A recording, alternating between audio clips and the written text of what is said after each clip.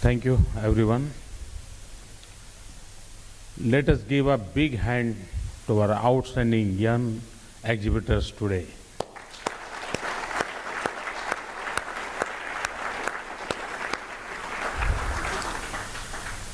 Thank you for coming out in strength on a Sunday. Reid Hoffman, your LinkedIn is a great product, and you are an inspiration to many here and in India. Thank you, Mohan, Banki, Ambassador. It is a great pleasure to be here for me.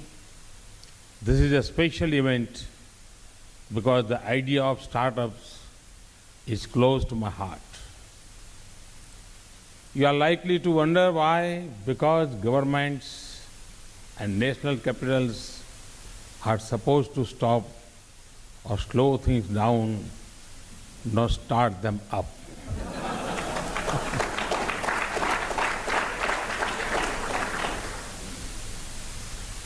I know this was once the view of Washington from Silicon Valley, and this is exactly how techies in Bangalore thought about New Delhi.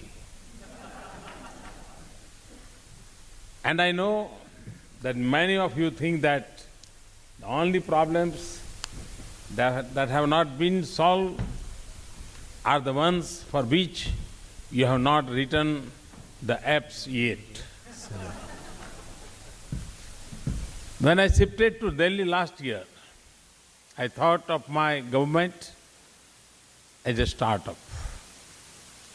So I also saw some of the bumps you face on the road. I understand your challenges, but also the wonderful feeling of creating something new. The course of human history and progress has been shaped by imagination, inspiration, invention, and innovation. I often say, if there is a strong wind blowing, some might want to shut the window. Others will want to put up a windmill or launch their sails on the seas. The difference between perception of something as a challenge or an opportunity is the difference between in-show and initiative, status quo, and progress. The idea of startups is an ancient as this world. Each economic age has been defined by the disruption of the previous one, by the evolution of ideas and products that displaces the old ones. Startups have always been the engine of progress.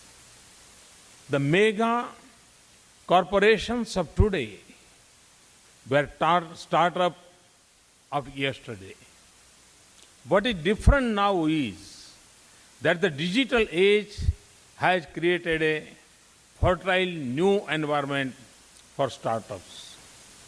This is a world in which you do not grow by extracting resources, by spreading an idea.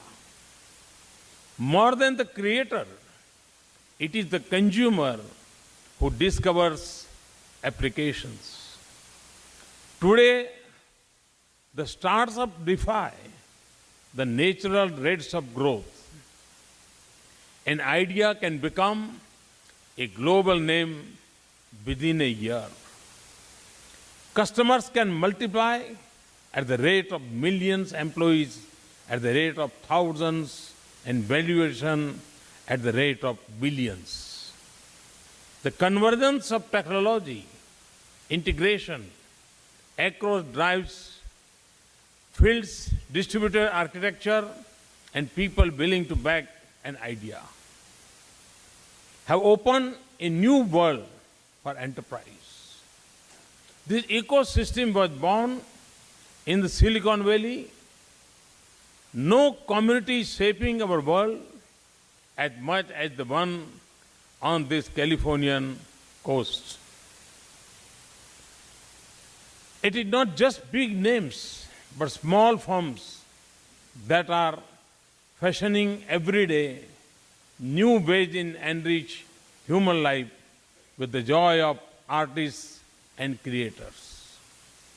That underlines America's success and inspires the world. So, I see startups, technology, and innovation as exciting and effective instrument for India's transformation and for creating jobs of our youth. We are a nation of 800 million youth below the age of 35 years. They are eager for change, have the energy and drive to pursue it, and the confidence to achieve it. When each of the 500 odd towns produces 5 startups and each of our 600,000 villages produces 6 small businesses on a regular basis, we will create an enormous economic momentum and generate a huge number of jobs in our country.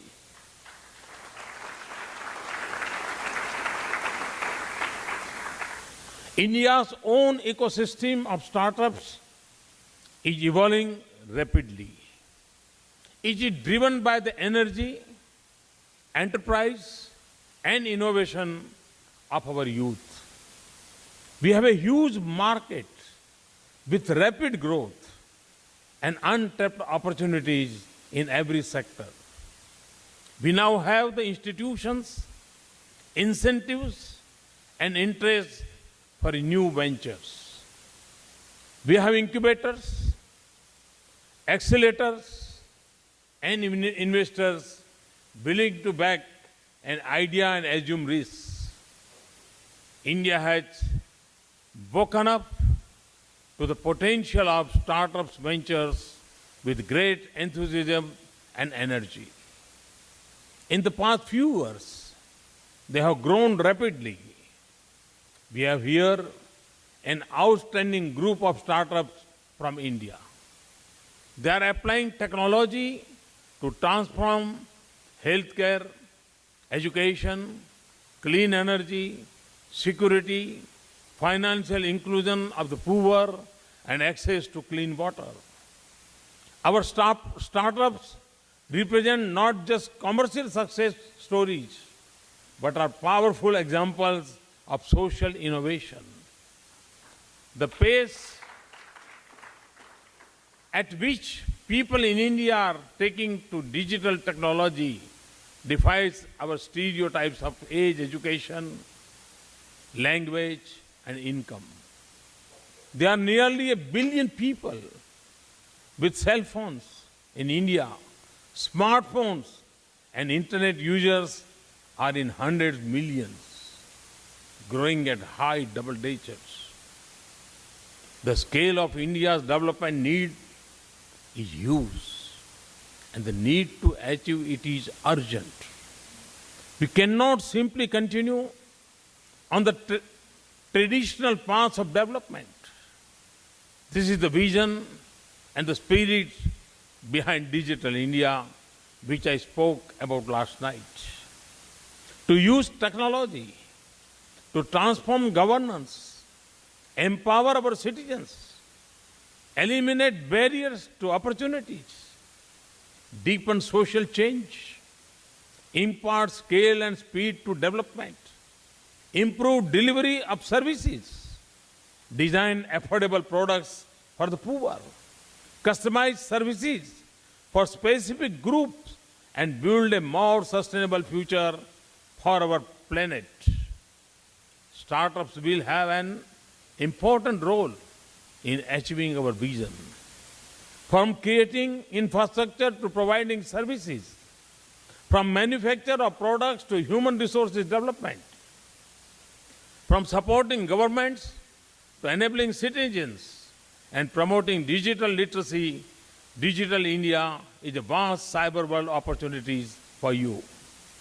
I see startups not as short-term investment, but as a long-term commitment. Our application and enterprise is limited only by our imagination. We have here today our Department of Space that provides free data on its portal. In the course of past few months, we have put together 170 applications of space technology in governance and development. Many of these could become the vehicle of new ventures in India. But it is not just about the opportunities generated on the digital platform and advanced science by urban enterprises. I want to see the idea and the spirit of startups light up the economies and the fortunes of the people in rural India. From handicrafts to tourism, the frontiers of possibilities and the scale of reach in India is immense. I want this especially for our rural women who have shown marvelous success in enterprise whenever they have had opportunity. They transform not only our rural economy, but also our society. Our development models speak of public sector and private sector. I speak of a third sector, personal sector, of individual enterprises, micro enterprises, and microfinances. That is why I focus on Startup India in the Independence Day address this year.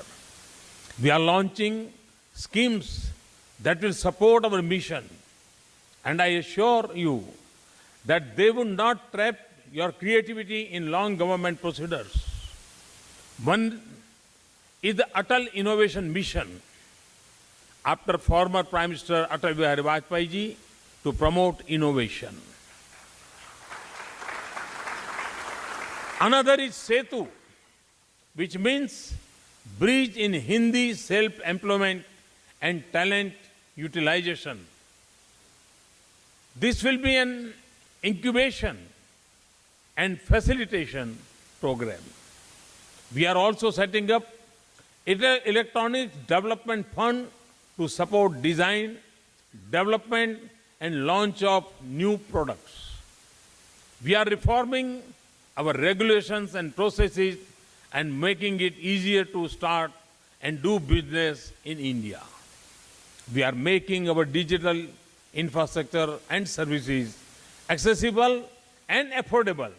That will also bring broadband to 600,000 villages and the free Wi-Fi to schools, universities and public places.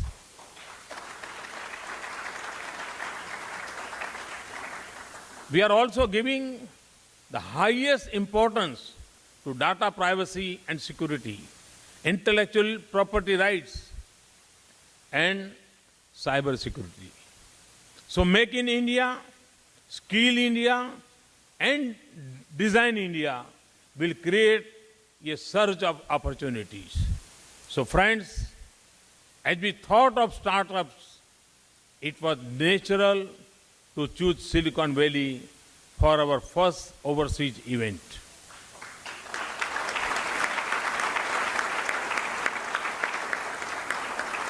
For India and the United States have a natural partnership of innovation and technology that has shaped the knowledge economy.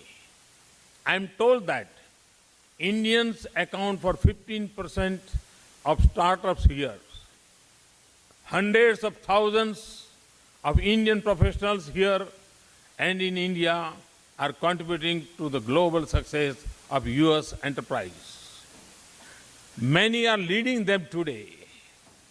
Our universities, labs, and firms are working together for next generation advanced biofuels, solar energy, and energy efficiency. Young Stanford scholars are teaming up with Indian counterparts in Delhi to make affordable biomedical devices for rural India. MIT Tata Center's KhetWorks is changing the lives of small farmers with solar-based irrigation systems. We have here with us Manu Prakash, a young Indian scientist in Stanford who has left to his name at the university. This is the power of our cooperation and collaboration. Sitting here, you can touch the life of a young child in a remote village. I also hope that a young girl in a small town in India will look at the exhibitors today and dream of her own project.